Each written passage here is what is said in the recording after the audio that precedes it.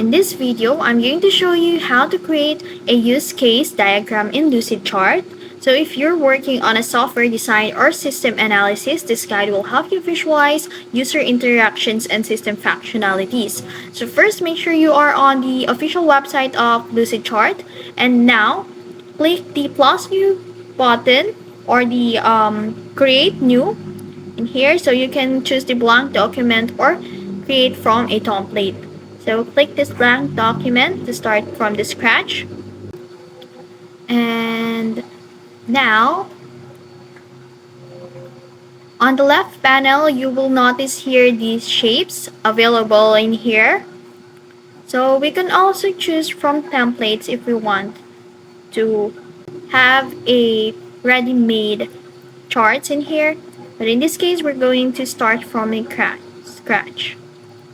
Now, scroll down to UML and enable the UML use case. So scroll down for a little bit. And as you can see in here, we don't have that. But yeah.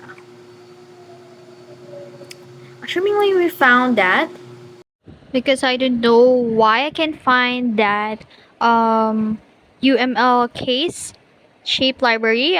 Maybe because of the version I have in my country.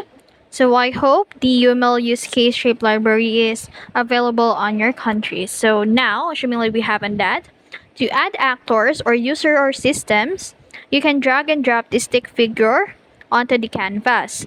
And then after that, you can rename it to represent the user or system interacting with the application. For example, customers, admin, system API, and so on. You can also add use case for system functions. You can dragging an oval shape and to the canvas and then labeling it with the system functions such as place order, login, or generated report. Now you can also connect actors to use cases. You can use lines to connect the actors, like a stick figure, to use the case ovals and they interact with. You can also add relationships to them and organize and format the diagram.